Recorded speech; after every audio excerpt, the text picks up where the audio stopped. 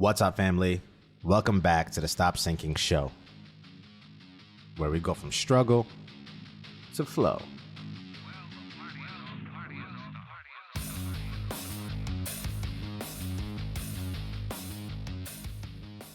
I have the type of personality that overdoes everything, squeezes every bit of life out of everything until I'm done with it to the point I can't stand it anymore.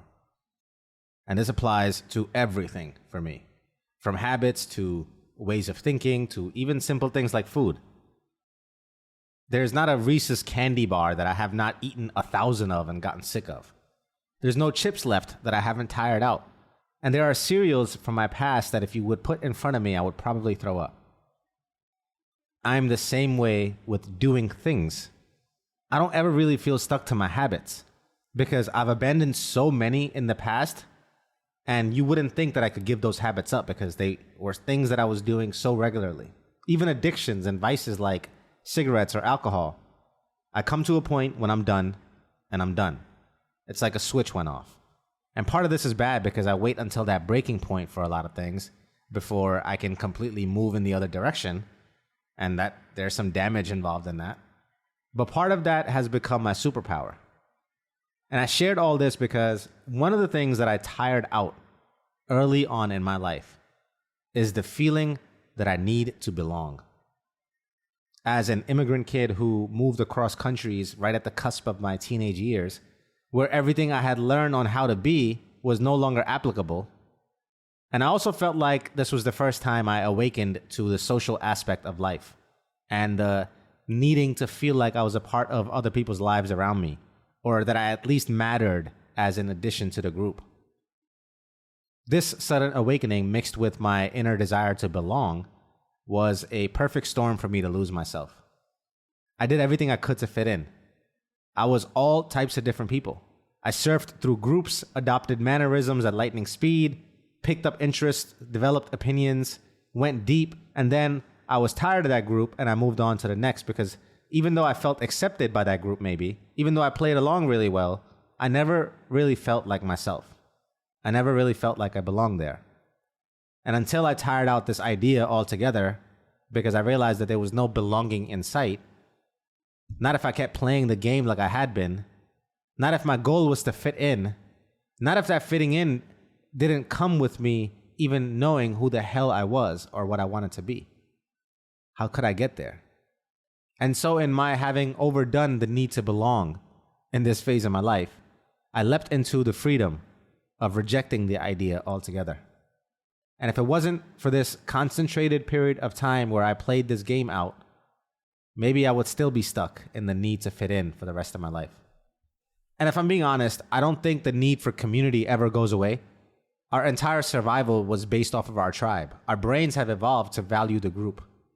And Brene Brown said, in the absence of love and belonging, there is only suffering. If looked closely, we would see a pandemic, but one of loneliness.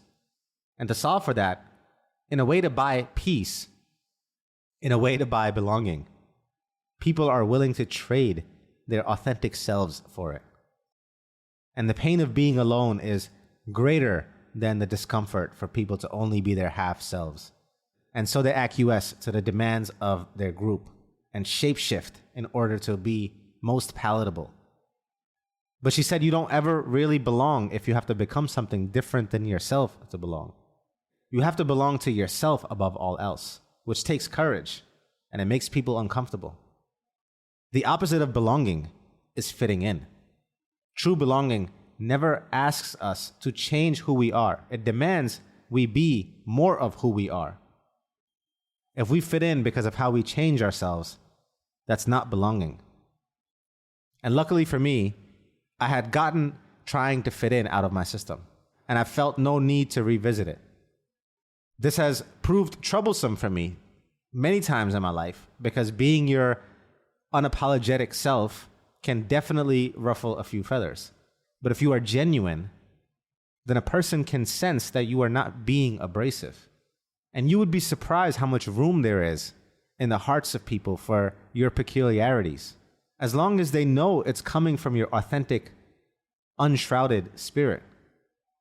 And now, for me, It is one of the few deal breakers that I have. If I can't be myself with you, there is no longer a with you. And I don't cut off people lightly. I always try to take the more difficult road in confrontation and conflict resolution. But I cannot take the vertebrae out of my back to fit inside someone's ceiling. There's no one I can be around that would require me to abandon myself. And that doesn't mean I'm not willing to compromise, or that I even know myself enough to fervently defend it as some static thing. I'm still discovering myself, and often I change who I think I am, and I'm okay with you trying to introduce me to an idea that might prove that I've been wrong the entire time. But none of it can be suppressed or called forth to appease anyone else under the guise of peace or friendship, because there's no peace in that, only suffering and misery. So sure, I don't fit in, but I belong everywhere. You belong everywhere as you. True, untouched, uncovered, unfiltered, pure you.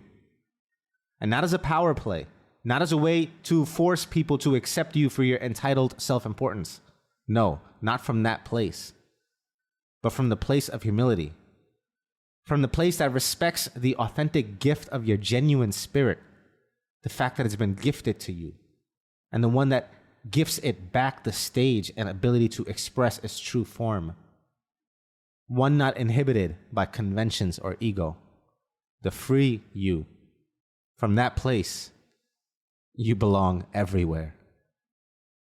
And it's an honor to have you. Love you, family. Stay true always. See you on the next show.